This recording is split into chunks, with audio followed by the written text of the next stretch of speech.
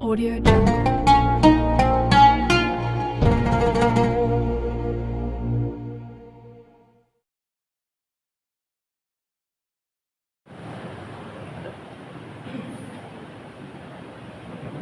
Assalamualaikum warahmatullahi wabarakatuh.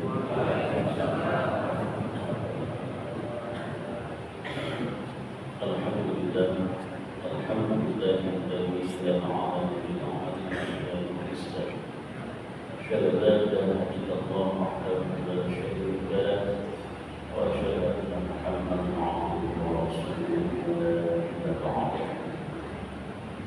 Allahumma shalli wa sallim wa barik ala sayyidina Muhammadin wa ala alihi wa ashabihi ajma'in. Qala Allah ta'ala fi kitabihil karim, a'udzu billahi minasyaitonir rajim. Bismillahirrahmanirrahim. Wattaba'u ma tatlu asyayatin 'ala mulki Sulaiman wa ma kafara Sulaiman walakinna asyayatin kafaru yu'allimuna an-nasa as-sihr al-ayat.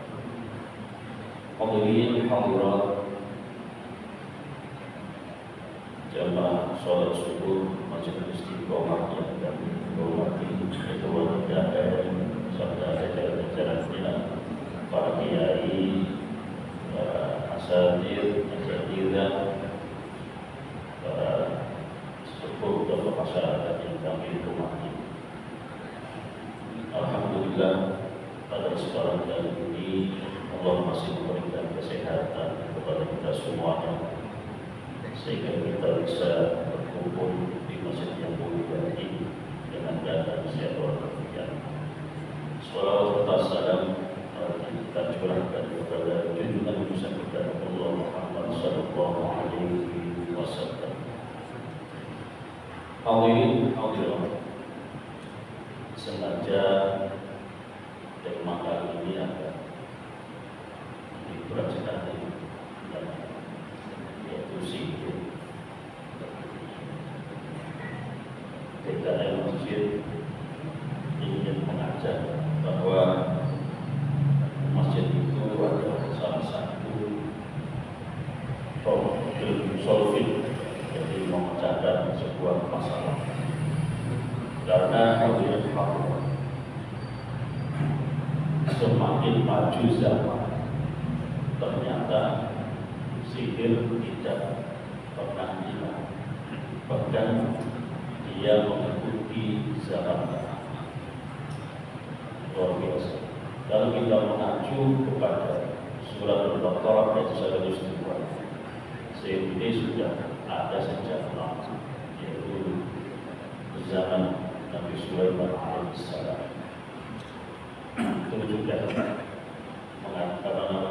sudah ada sejak Nabi Sulaiman. Saat itu ada dua malaikat, yaitu malaikat yang bernama Harut dan Marut.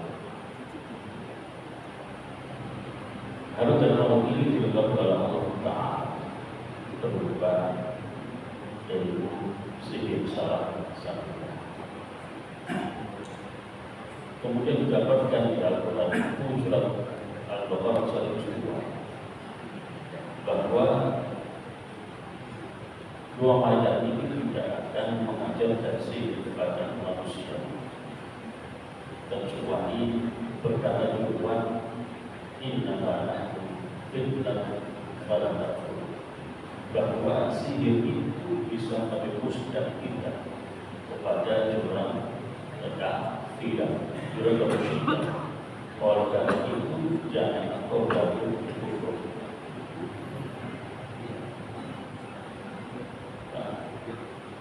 Ada dari golongan manusia, seperti yang bernama Bahadur namanya, itu santri pertamanya Harut dan Marut yang menerima ilmu sihir itu. Kalau kita perhatikan di sini, berarti ilmu sihir itu berasal dari mana?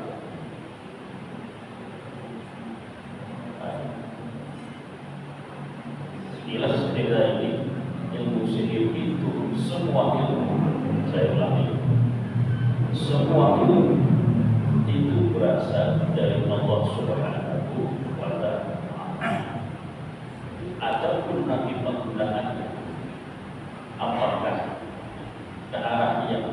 benar atau batil, itulah kemudian disebut ilmu kita.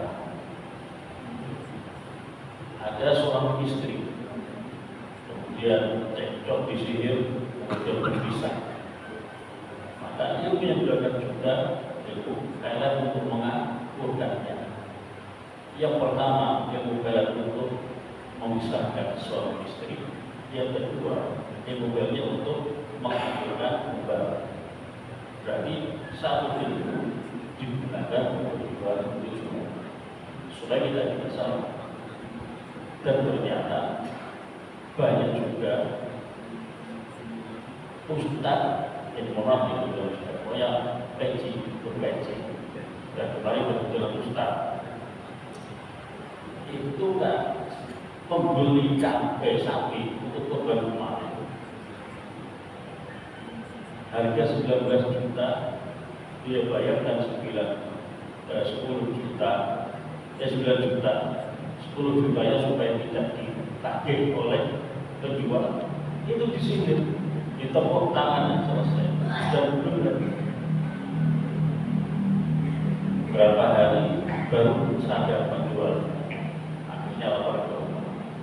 Itu kira-kira yang menggunakan ilmu itu orang bagus dan ustaz, tetapi digunakan untuk menjelekkan, itulah yang dinamakan ilmu kita.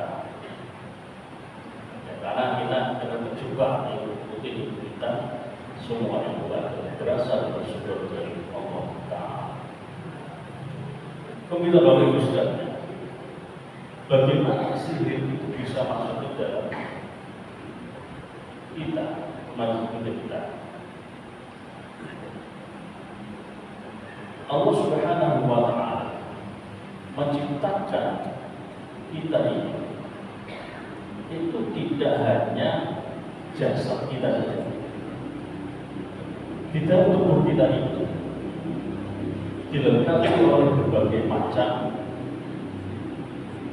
ada namanya jiwa atau lebih kita sering sebut itu orang Sunda namanya sukma, ya. Orang Jawa bilangnya sukmo. Kalau kita ilmu psikiater itu namanya jiwa. Ada roh, ada nafsu dan sebagainya. Lah, salah satu yang kita bahas di sini, maksudnya sihir itu ketika jiwa kita sangat lemah sekali. Dalam artian apa? Makanan jiwa itu juga sama dengan makanan jasad kita. Jasad kita ini butuh asupan energi yang banyak. Pada saya itu masuk bukan. Jiwa juga sama. Alladzina amanu wa tatma'innu qulubuhum bi dzikrillah. Jiwa itu makanannya adalah makanan berpikir kepada Allah Ta'ala. Nah, jiwa itu hadir atau sukma. Kata Ibnu Abbas, jadi Ibnu Abbas sahabat Rasul yang sudah sangat teliti sekali. Di Al-Quran dinamakan nafs. Fungsinya biha al-aql wa tamyiz. Jiwa itu fungsinya adalah mengontrol alam pikir kita, wa tamyiz, dan membedakan wah ini yang beres, ini beres, ini jiwa. Waruh, nah ini bedanya. Karena kita terjebak sama. Waruh itu lintahi. Roh yang ada dalam tubuh kita ini, belum nanti roh itu dibagi berbagai macam. Roh ketika keluar itu, ketika roh yang mutaharrik, roh bergerak jadi keluar, maka orang akan koma, tetapi masih hidup. Sekitar kita banyak, kemarin ada satunya lagi Sorsuddin sampai 2 bulan koma, dan sudah menghasilkan 3 miliar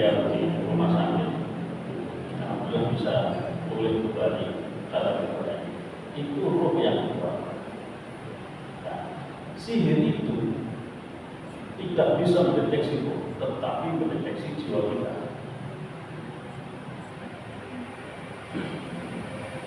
Masuknya sirah melalui jiwa. Fungsi jiwa, fungsi sukma itu, jadi kajiannya ada lumayan berat, tapi yang ini harus disampaikan supaya kita ingat kepada Allah. Fungsi jiwa atau sukma itu yang pertama adalah dia sebagai security tubuh kita. Rumah kalau tidak ada security-nya, komplek ada security-nya, kira-kira gampang dimasukin maling kan? Mudah ya. Begitu dengan sukma yang ada di dalam diri kita. Ketika salah satu fungsi sukma atau jiwa ini itu tidak kuat, tidak punya senjata, siapapun begitu, tidak punya senjata, gampang ada maling, ada barang masuk. Nah, sukma itu satpam yang ada dalam diri kita ini, tubuh kita ini harus mempunyai senjata. Apa yang membuat bikin senjata dalam tubuh kita ini? Yaitu selalu berpikir kepada Allah Ta'ala. Dia butuh asupan, butuh keistiqomahan di dalam beramal. Salah satunya adalah sholat 5 waktu di masjid. Itu adalah salah satunya. Masjid ini adalah semua masjid itu mempunyai wifi nyambung ke alasan, ke lapisan, sehingga doa yang kita panjatkan, lantunan ayat Quran yang kita panjatkan, yang kita baca itu akan lebih meresap dalam jiwa kita. Nah, itu salah satunya. Yang kedua, kita harus istiqomah di dalam membaca Al-Quran. Al-Quran bagus sekali. Kata Rasulullah, "Falahu hasanah man qara'a harfan min kitabillah." Dia rahasia. Siapa yang membaca Al-Quran harfan min kitabillah falahu hasanah. Siapa yang membaca Al-Quran kemudian satu hurufnya itu falahu hasanah, mempunyai kebaikan, satu kebaikan. Wal hasanatu bi'asyri amsal, dan satu kebaikan itu akan menimbulkan 10 kebaikan lain. Rasulullah wa naqulu alif lam mim harfan, walakin alif harfan lam harfan mim harfan. Hasanah di sini, kebaikan di sini itu tidak lebih dari, kebaikan di sini itu lebih dari pahala. Dan kita membaca Al-Quran sudah pasti kita paham. Tetapi ada unsur spiritual yang terkandung dalam huruf-huruf Al-Quran ini. Kebaikan di sini adalah beyond energi positif yang akan masuk ke dalam tubuh kita.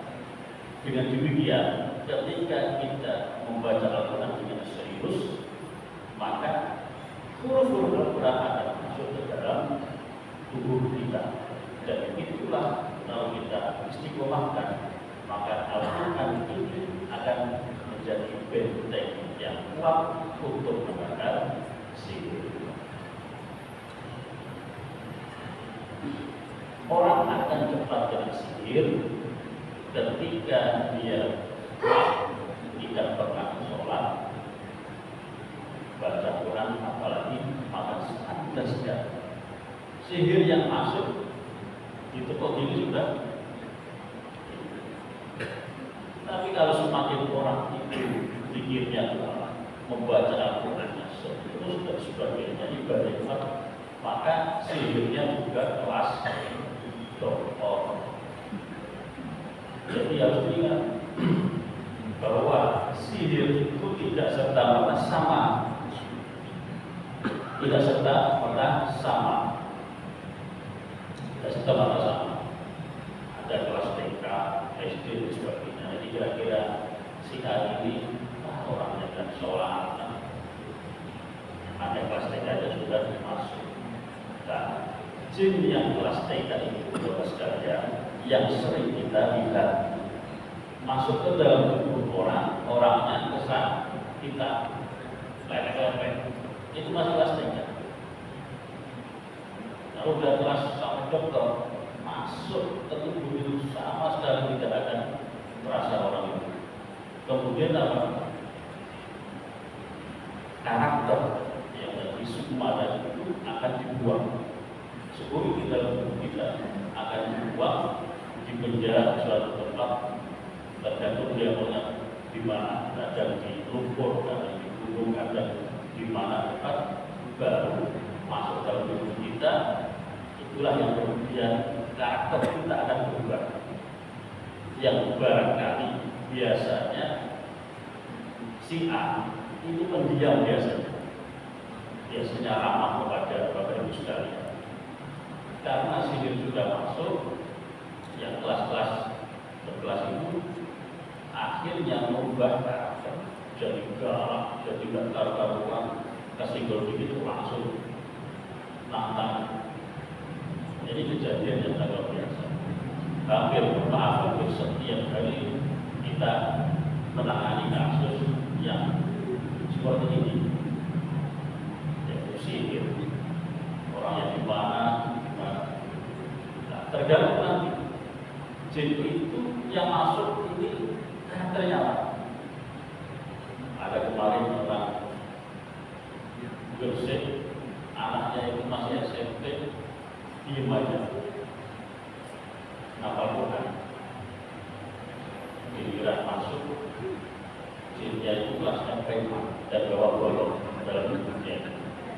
Ya itu benar itu, jinnya bawa golok dalam tubuhnya.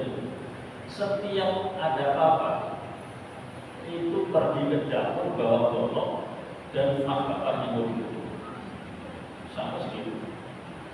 Jadi luar biasa sekali. Jadi sihir saudara sudah artinya orang sedikit sedang punya kesalahan sakit hati langsung mainnya sihir. Bahkan kemarin ada orang dari Wonorogo tidak menyakiti teman, hanya temannya cemburu saja. Keluar sekolah, masuk PNS baru 2 hari, akhirnya lumpuh 4 tahun. Hanya karena temannya masuk PNS, dianya enggak. Akhirnya iri. Itulah kemudian main lima dan kuat kayak sihir, karena pun kemudian menyadari ini sangat-sangat ini kan sekali. Artinya keimanan seseorang sekarang ini semakin hari semakin lemah. Sedikit kesenggol mainnya sudah pun untuk merusak. Sihir itu bermacam-macam. Ada yang namanya pesannya apa? Pesannya barangkali harus mati, dia akan langsung proses mati. Ada yang proses gimana caranya dia sakit dan sebagainya. Nah, Bapak Ibu sekalian, ciri-ciri orang kena sihir sederhana sekali. Ketika sukmanya hilang, tatapan uang mata ini yang paling gampang diketahui. Tatapan matanya itu kosong. Ketika kita ajak ngobrol, itu koneknya lama. Yang mungkin biasanya kita akan ngobrol biasa itu cepat, karena ini kena sukmanya sudah hilang, jiwanya sudah hilang. Atau bisa dibilang roh itu moralitas, kita bisa bilang ini ada roh. Kalau jiwa itu kita bisa berpikir, bisa membedakan, nah itu adalah jiwa. Itu ketika jiwa sudah hilang, tatapan matanya kosong sekali, tidak ada yang ditatap. Orang linglung, kayak orang-orang gila itu sudah hilang jiwanya, ganti macam-macam dalam tubuhnya. Dan ketika tubuh dalam tubuh ini, kalau yang masuk itu kelas berat, maka yang kecil-kecil itu sudah ikut masuk. Jadi full tubuh kita yang menggunakan kecil. Jadi ketika sihir masuk, kita bisa berdeteksi wajahnya itu linglung. Yang kedua, orang yang kena sihir itu pasti akan was-was terus, karena jiwanya yang biasa untuk mengagumkan tubuh kita ini, untuk mengagumkan hati kita, itu selalu kan nggak ada. Jadi akhirnya was-was terus, apa sedikit was-was. Yang ketiga, cirinya adalah ketika tidur malam, dia tidak akan bisa tidur nyenyak, sedikit bangun. Bahkan ada kemarin anggota TPNI itu setiap kali tidur dan itu bertahun-tahun itu kakinya negang terus. Kenapa? Karena sukmanya, jiwanya diikat, ditaruh di jurang, seolah mau digantung. Akhirnya kakinya ketayal terus, dan itu berpengaruh kepada raganya akhirnya kakinya itu negang. Bahkan istrinya satu kasur itu ditegang sampai, dan itu bertahun seperti itu. Jadi akhirnya istrinya nggak pernah tidur satu kasur. Itu menyiksa sekali. Orang yang asli itu sangat-sangat tersiksa sekali. Bapak Ibu sekalian, jiwa itu, jiwa atau sukma itu adalah bagian dari tubuh kita. Sehingga ketika jin itu bisa menguasai sukma atau jiwa kita, maka sama saja dia bisa menguasai raga kita. Ketika jiwanya itu dipukul, maka raganya juga akan sakit. Ketika ada api, jin bawa api di depannya, kemudian mengobakannya, itu pasti raganya akan keringetan dan nafasnya akan tersengat. Artinya Al-Quran dalam surat Al-Ma'idah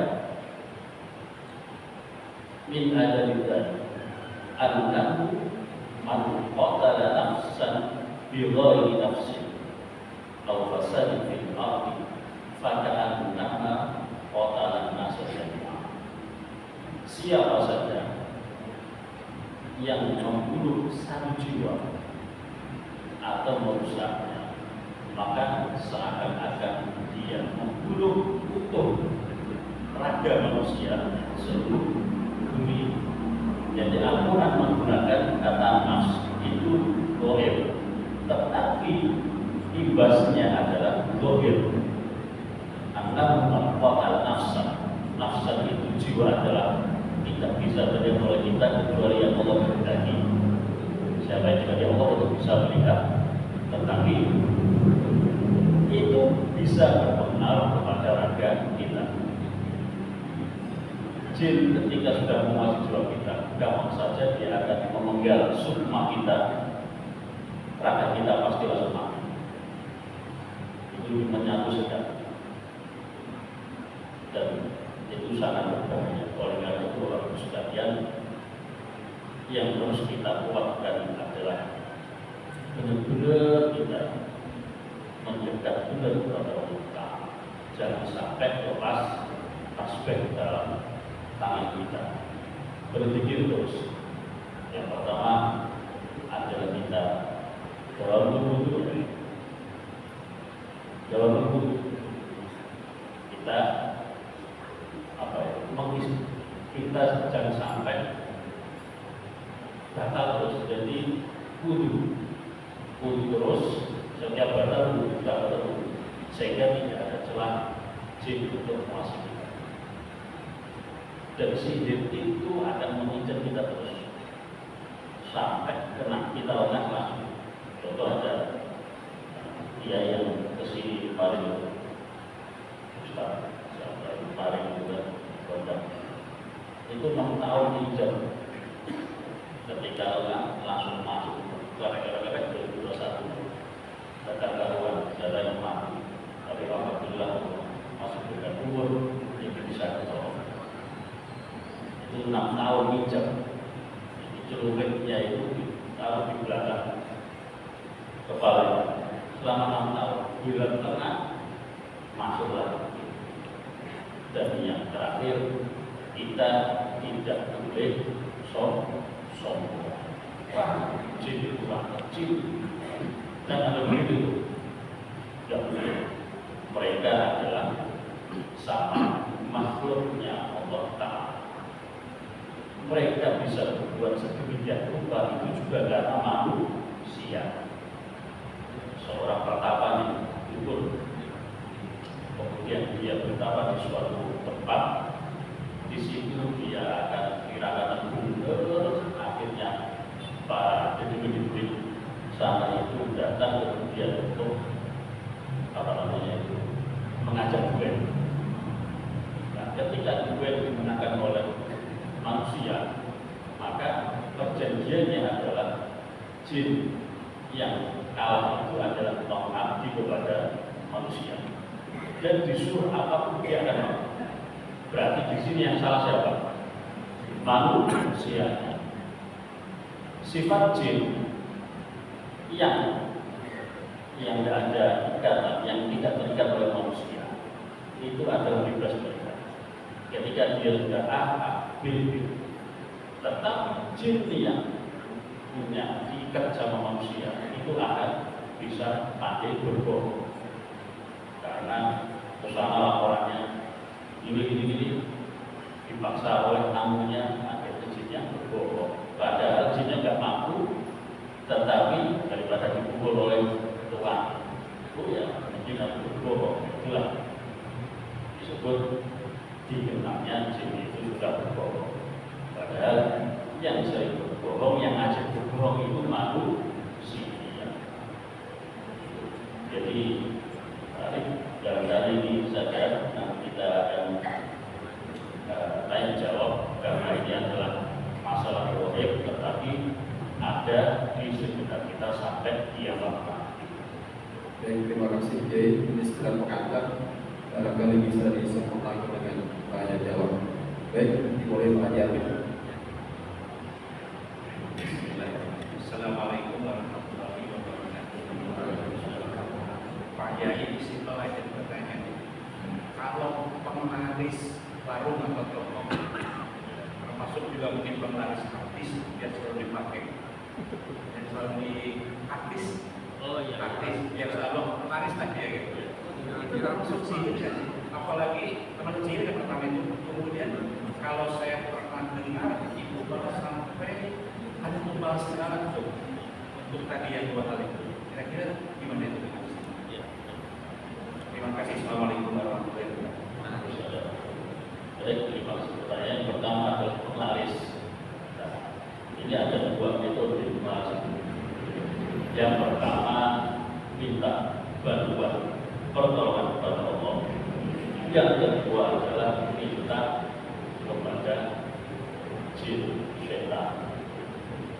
Ya, meminta pertolongan Allah itu adalah mengistiqomahkan sesuatu kebaikan yang soleh, atau ada zikir tertentu, Al-Fatihah misalkan, nah dibaca terus-menerus, kemudian disitulah dari efek energi Al-Fatihah itu kemudian bisa nyinar, kemudian ambil bangunan.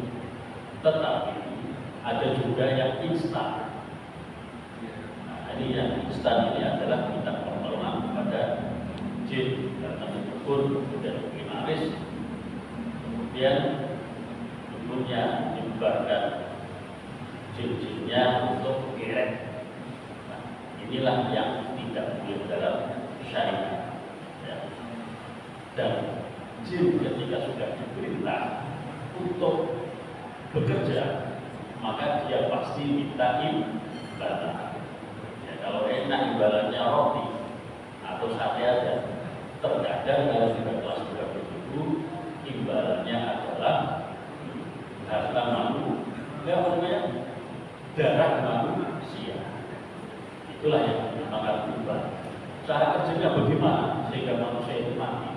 Darah merahnya itu akan diisep, dia masuk ke dalam tubuh, kemudian diisep juga sehingga habis darahnya atau lepas mati. Itulah yang. Nah, kemudian orang yang mati karena tumbal itu jiwanya tidak bisa menyatu ke ruh. Jiwanya semuanya itu akan dipenjara di alam jin tanah, kemudian diperintah seenaknya. Hari Jumat yang lalu bukan kemarin kita juga ada ujian yang sampai berapa orang yang harus mati, kemudian kita putus perjanjian itu. Artinya kita harus mencari sumber siapa yang mempunyai akad perjanjian itu, jin mana yang mempunyai itu, kemudian kita kontak, kita diskusi, musyawarah, kemudian kita bisa berkumpul. Dan yang itu lagi, ayat Al-Quran itu akan menjadi senjata atau tidak ketika adalah batin kita punya niatan.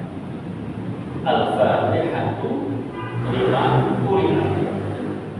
Al-Fatihah, Al-Quran itu tergantung niat kita membacanya.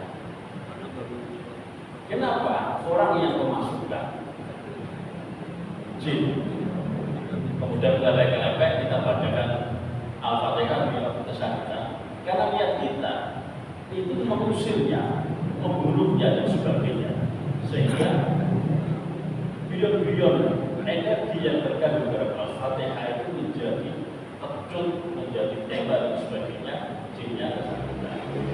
Tetapi kalau kita niatnya mendoakan mereka, maka bion-bion energi positif itu akan menjadi hidangan, menjadi bekal bagi mereka untuk kemana. Itu bedanya. Jadi batin kita itu yang menentukan apakah Al-Quran, ayat Al-Quran itu menjadi senjata atau tidak, itu tergantung niatan kita. Baik, dan luar biasa. Ya.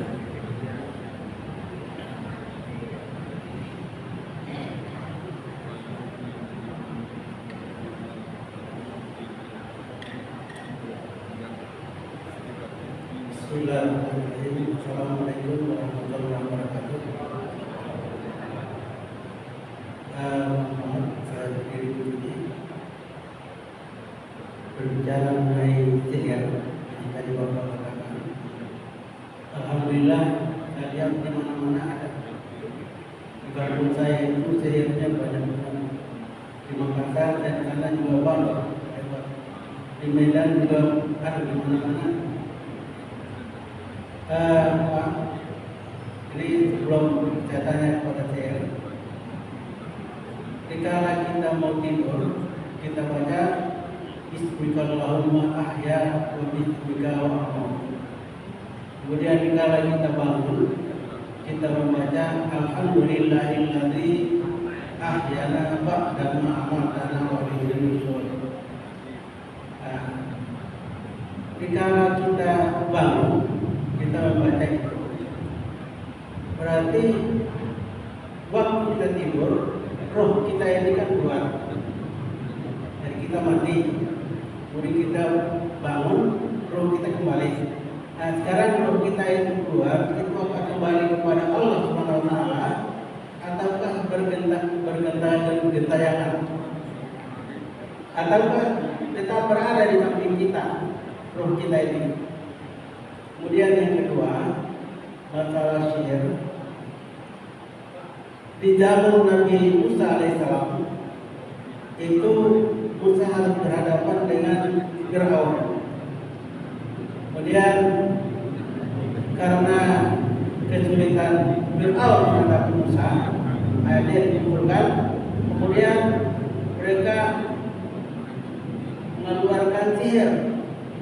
Jadi Fir'aun mengumpulkan, kemudian sihir. Begitu tali dilepas, muncullah ular yang kecil. Kemudian saat itu orang pada ketakutan. Nah, Musa pun dia mengeluarkan ininya. Akhirnya ular yang Musa itu makan ular yang kecil. Nah sekarang ini saya tanya ini apakah fiktif ataukah mujizat? Apakah benar mujizat dari Allah ataukah ini merupakan sihir? Ya, terima kasih. Assalamualaikum warahmatullahi wabarakatuh. Terima kasih pertanyaannya. Tadi ada yang kurang saya sampaikan. Salah satu yang ampuh ketika kita menangkal sihir adalah kita mau hidup itu yang diajarkan Rasulullah adalah berwudu, kemudian sholat 2 rakaat, kemudian kita membaca Al-Ikhlas, Al-Falaq, An-Nas, kemudian ayat Kursi. Ketika baca yang diajarkan Rasul, maka energinya itu akan menjadi perisai dalam tubuh kita, dan sihir mau masuk itu akan susah payah. Jadi yang Al-Fatihah Al-Quran itu roh ketika kita tidur itu, kita berbicara roh sebenarnya itu adalah roh dalam tubuh kita ini ada berbagai macam. Roh mutaharrik, penggerak yang kita bisa bertahan. Israel alaihissalam, malaikat Israel bagus sekali. Ketika mengambil roh kita itu adalah roh ilahi, roh ilahi yang ada dalam di jantung kita, dan itu sesuai dengan aliran darah kita. Sehingga ketika Israel mengambil nyawa kita itu dari bawah darah akhirnya ke atas sama itu bilang itu ruh ilahi yang diambil oleh Israel alaihissalam.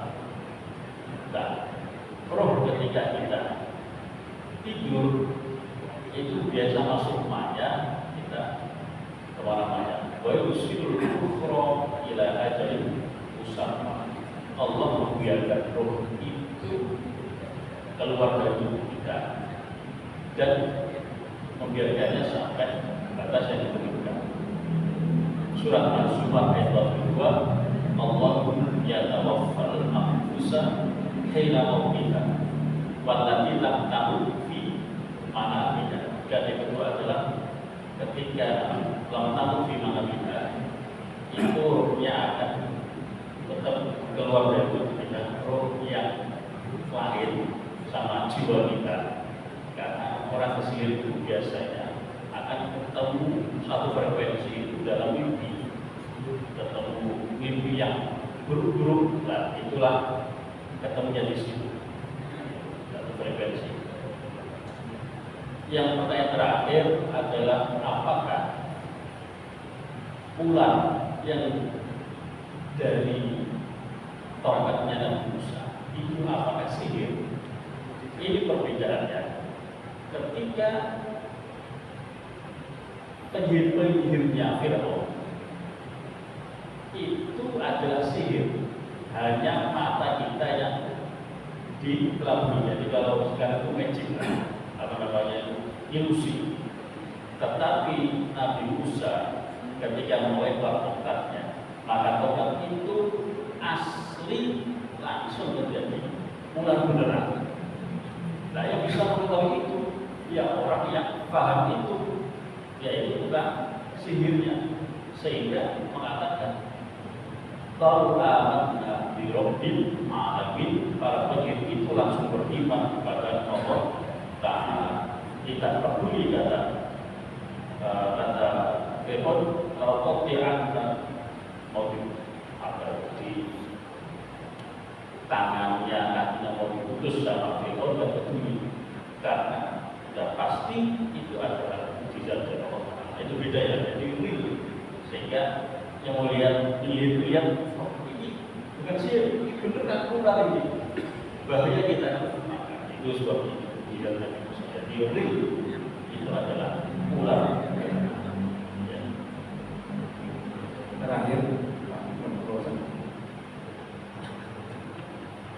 Iya itu.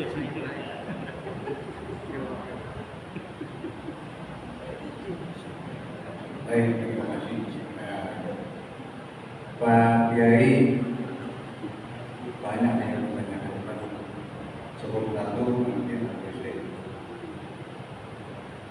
Waktu saya masih mahasiswa, saya diajak mengeliminir setan yang datang ke rumah. Setan apa curi ya? Itu kejadiannya di Pantai Kampung. Mantu daripada direkturnya. Saya diajak oleh Kiai Ustaz dari Mungkin. Dan ikut saya, maka saya jemput juga dengan direkturnya. Dan apalagi kita naik kasir, DPP, Bapak Mereka. Sampai di alamat itu anjing ramai yang nyambut kita datang, macam-macam suara di rumah dekat tetangga dia lah. Sampai di rumahnya, saya tanya, Pak Kiai, tugas saya apa sih? Cuma nemenin doang. Ada. Buku saya ojek, tugasnya ada aja. Jadi saya dari tim 1, 2 sampai 3. Dia cerita lebih dulu daripada tentang kesehatan. Terus adanya katanya itu dia menjadi tempat-tempat yang tidak dihuni oleh kita. Rumah dari juga mandi. Dan saya mohon penjelasan ulang, mudah-mudahan kita apapun yang terjadi pada diri kita, di rumah kita, mungkin kalau memang itu sudah jelas, azan itu salah satu penangkal untuk setiap kita. Tidak apa-apa azan itu. Terus yang kedua, ini juga pertanyaan dari masyarakat. Pak, gimana caranya kalau kita di rumah kita itu ada ditemukan tanaman-tanaman yang berubah, itu bungkusan pakai air putih, wapak lah katanya. Kalau wapak Pak Idol yang udah tahu, ada belum? Jadi ketemu itu harus diapain? Apa dibuang begitu saja, atau ada bacaan-bacaannya, atau dikencingin dan sebagainya. Itu kayak yang tadi.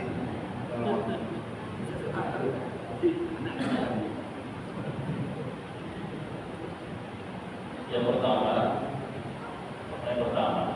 azab itu dalam ilmu perhitungannya itu adalah ilmu seruling sakti. Jadi kalau kita mau mempelajari ilmu seorang guru atau yang lain itu kita azan dan iqamah. Oke, dikit lupa. Waktu IAIN dibangun, beliau itu memindahkan jurik-jurik itu dari rumah-rumah dinas dosen, termasuk rumah Pak Rektor Pak Presiden. Dipindahkan, digendong-gendong, dipindah ke beliau. Sekarang almarhum dengan Allah Ridha dan kemudian itu sempat tuh Pak Kiai itu ditugaskan untuk gendong pindah-pindahkan itu baik. Saya ulangi bahwa azan itu adalah ilmu sering sakti. Saya bukan jadi ketika kita berperang melawan mereka, artinya berperang kayak di YouTube ya. Di YouTube itu lebih kayak anak kecil gitu. Tapi benar-benar dia juga di mana, kita di mana, disitulah jiwa kita, sukma kita keluar, kemudian berperang di situ. Nah, untuk mereka itu adalah pakai salah satunya jurusnya adalah azan sebagai sakti. Maka ketika ada azan, jin-jin yang juga itu lari terbirit-birit itu memang tidak. Ya.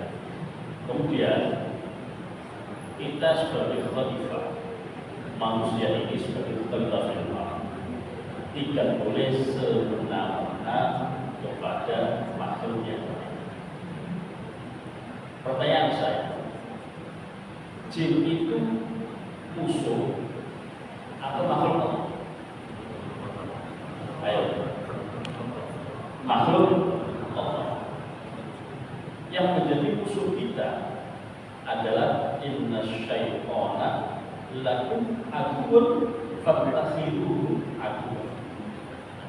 Yang menjadi musuh manusia adalah syaitan. Syaitan itu minal jinnati wal nas. Kebanyakannya memang syaitan itu dari golongan jin. Dan manusia juga bisa jadi setan, ya, itu sifat. Nah, jin adalah makhluk Allah, sama seperti kita. Mereka juga mukallaf, artinya mereka jahat, neraka. Mereka baik juga surga. Sehingga kita tidak boleh semena-mena kepada mereka. Mereka salah sedikit langsung kita bacakan ayat kursi, itu aslinya apa? Tangannya bisa teriris, kepalanya bisa terpotong. Apakah kita mempunyai teman kemudian memberikan motor kepada kita, kira-kira kita sedikit, kemudian kita tega untuk memotong kepalanya? Tega kan? Nggak tega ya? Oleh karena itu, orang-orang tua kita dulu ketika ada orang yang kesurupan, nah ini boleh bisa dipraktekkan. Yang pertama adalah kita ajak diskusi, salam. Tadi salam aja, salam, ajak diskusi aja. Dan mereka senangnya itu adalah hidup. Ibaratnya seorang raja kemudian memberikan doa kepada bawahannya. Itulah kita khalifah. Jadi nggak boleh semena-mena. Dan alhamdulillah sampai saat ini sekelas seberat apapun sihir yang tidak ditanamkan orang tidak pernah kita mukul, tidak pernah kita ini. Bahkan mohon maaf, sebulan yang lalu istri saya udah hampir di COVID dan ada yang sudah. Itu pun tetap saya salami jinnya. Kenapa kamu berdiri? Nah, akhirnya dia kita kasih doa. Dia sudah salah, kita tidak memukul dia, malah kita doa. Orang kiai dulu kita itu seperti itu. Jadi ketika memindahkan jin tidak memakai kekerasan. Nah, tuang mana? Jin sama kita. Jinnya sudah di sini. Kita langsung lepas, nggak permisi lagi. Masuk bangun rumah, permisi. Akhirnya kalau dia pas kita bangun terkadangnya itu kalau dia menimpa jin belakangnya dia akan paling besar. Ya, sifat jin jeleknya adalah dia kalau sudah marah sampai 7 bulan bahasa kasarnya. Beda sama manusia. Manusia kalau marah besok ini sudah selesai akhir. Tapi jin tidak begitu. Dia bukan berdahulu. Kita berbuat sekarang ya bisa kita sendiri, ya kita bisa anak kita, cucu kita sampai turun, sampai dikejar, sampai yang lemah dikejar, kemudian dapat. Jadi ketika masuk rumah, di mana tempat berada, kita masuk ke mana aja, kita harus salam. Dan lebih bagusnya lagi, kita kirim Fatihah di sohibil wilayah. Kita kirim Fatihah di sohibil wilayah. Itu mereka merasa dia benar sebagai tamunya. Ada cerita. Idul Fitri kemarin saya sudah kecapean mikir masuk tol di Bali, masuk tol sampai nggak ada rumah itu anak itu semua di situ. Tapi kita biasa kirim Fatihah kepada mereka. Masuk wilayah juga, mereka di wilayah sebagainya. Itu di tol, mobil kita itu kita udah tidur, mobil jalan sendiri. 60 km per jam. Kok bisa dianggap apa? Mereka juga akan ngerti, wah ini orang capek ini yang sering kirim kepada kita ini. Ayo kita berangkat mereka bantu itu. Sama cerita itu. Nah, yang terjadi saat ini sebagai kritikan. Jadi ketika masuk, kemudian kita itu berbuat semena-mena kepada mereka. Gak tahu jinnya di mana, tempatnya di mana, di tubuhnya. Kemudian kita langsung kantor baca ayat-ayat Al-Quran, bahasa kata kebiasaan. Di situ sebenarnya itu yang kita bilang tadi, tangannya terbuka, kakinya dibekok dan sebagainya. Dan dia tidak bisa lihat. Yang bisa ada teori baca itu kemudian untuk mengusirnya. Ini yang, tapi saya pernah menemui mengusir jin dan dia tidak hafal Al-Quran, tidak hafal yang kita lakukan. Dia hanya mengajar diskusi. Ada diskusi. Coba itu jinnya, nggak pakai banyak macam-macam.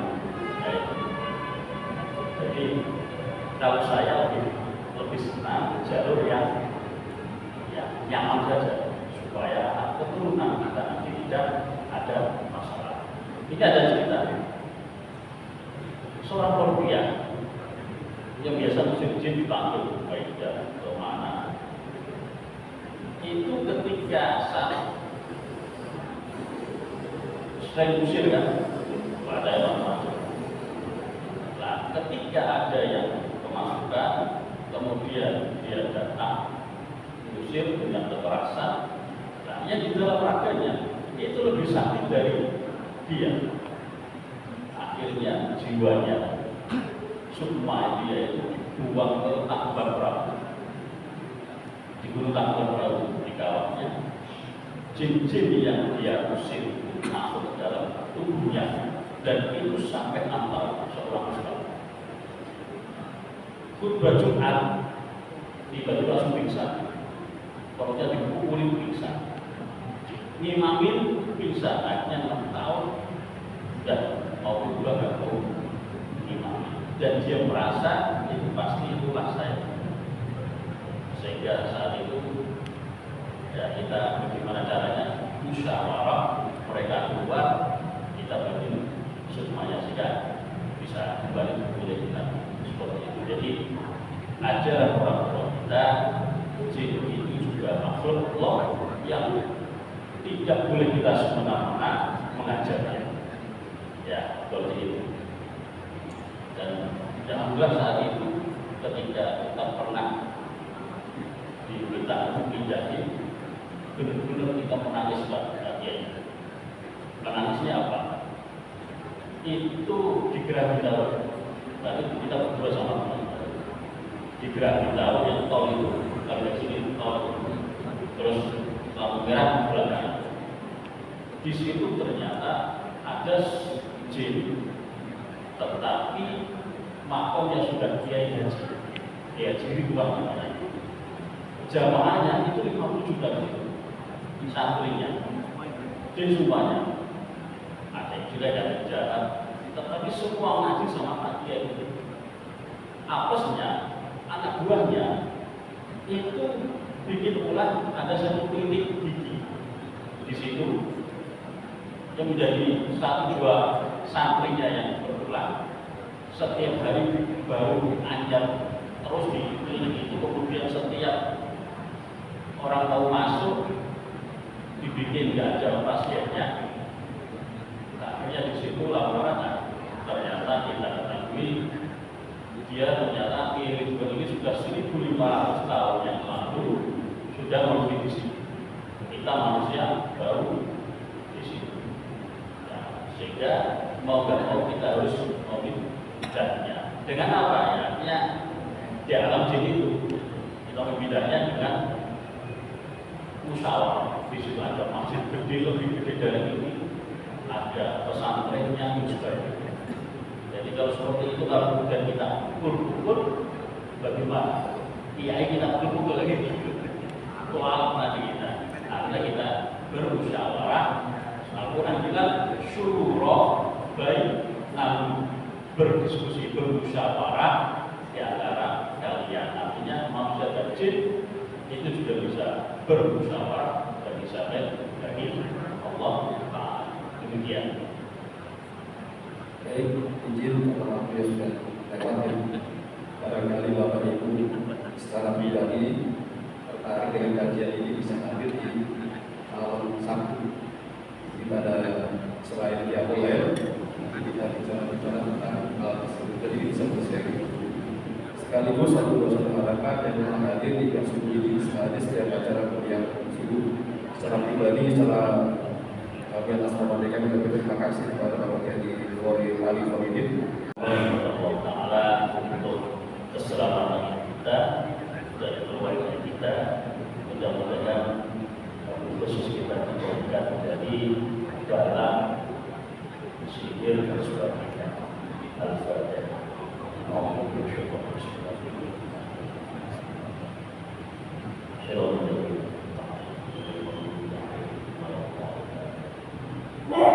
اللهم صل وسلم وبارك على سيدنا محمد وعلى اله وصحبه اجمعين. اللهم انا نسالك سلامة في الدين وعافية في الجسد وزيادة في العلم وبركة في الرزق وتوبة قبل الموت ورحمة بعد الموت. اللهم هون على سكرات الموت والنجاة من النار والعفو عند الحساب.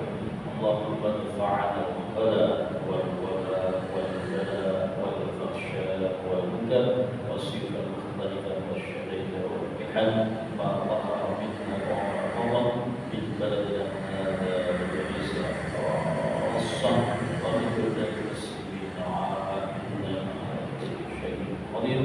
اللهم اجعلنا وأولادنا وذريتنا وتلاميذنا من العلم وأهل الخير وأهل القرآن ولا ربنا آتنا في الدنيا حسنة وفي الآخرة حسنة وقنا عذاب النار. وصلى الله على خير خلقه محمد وعلى آله وصحبه وسلم والحمد لله رب العالمين. Demikian wallahu a'lam bishawab. Wassalamualaikum warahmatullahi wabarakatuh.